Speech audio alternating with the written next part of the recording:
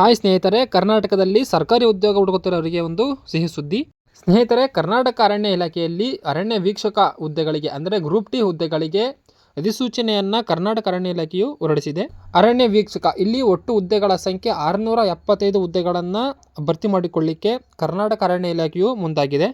675 ಹುದ್ದೆಗಳನ್ನು ಕೆಲವು ಜಿಲ್ಲೆಗಳಿಗೆ ಹಂಚಿಕೆ ಮಾಡಲಾಗಿದೆ. ಇಲ್ಲಿ ಜಿಲ್ಲಾವಾರು ಹುದ್ದೆಗಳನ್ನು ನೋಡೋದಾದರೆ ಧಾರವಾಡ 12, ಮಂಗಳೂರು 54, ಹಾಸನ 31, ಚಿಕ್ಕಮಗಳೂರು 60, ಕಲಬುರಗಿ 6, ಬೆಳಗಾವಿ 42, ಮೈಸೂರು 121, ಹಾಗೆ ಬಳ್ಳಾರಿಗೆ 64, ಚಾಮರಾಜನಗರ 159, ಶಿವಮೊಗ್ಗ 44 ಮತ್ತು ಬೆಂಗಳೂರಿಗೆ 82 ಹುದ್ದೆಗಳನ್ನು ಹಂಚಿಕೆ ಮಾಡಲಾಗಿದೆ.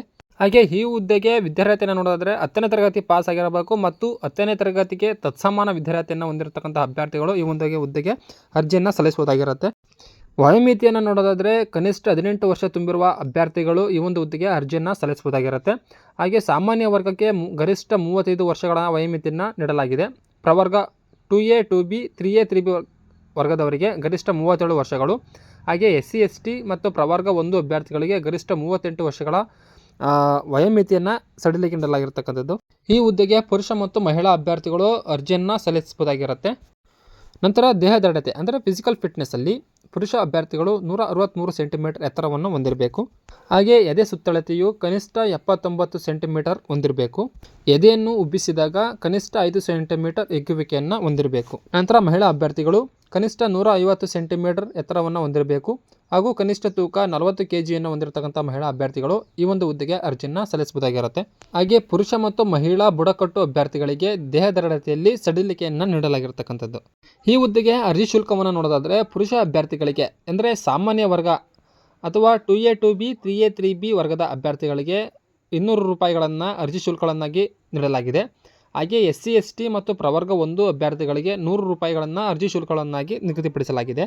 ಮಹಿಳಾ ಅಭ್ಯರ್ಥಿಗಳಾದ ಸಾಮಾನ್ಯ ವರ್ಗ ಅಥವಾ 2A 2B ಮತ್ತು 3A 3B ವರ್ಗದ ಅಭ್ಯರ್ಥಿಗಳಿಗೆ 100 ರೂಪಾಯಿಗಳು ಹಾಗೂ SC ST ಮತ್ತು ಪ್ರವರ್ಗ 1 ಅಭ್ಯರ್ಥಿಗಳಿಗೆ 50 ರೂಪಾಯಿಗಳನ್ನು ಅರ್ಜಿ ಶುಲ್ಕಗಳನ್ನಾಗಿ ನಿಗದಿಪಡಿಸಲಾಗಿದೆ.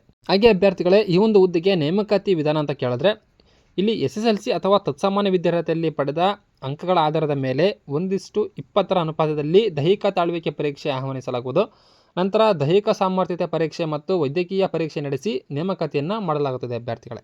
ಹಾಗೆ ಈ ಒಂದು ಹುದ್ದೆಗೆ ಅರ್ಜಿ ಸಲ್ಲಿಸಲು ಅಧಿಕೃತ ವೆಬ್ಸೈಟ್ನ ಮೂಲಕ ಆನ್ಲೈನ್ನಲ್ಲಿ ಅರ್ಜಿಯನ್ನು ಸಲ್ಲಿಸಬೇಕಾಗುತ್ತದೆ.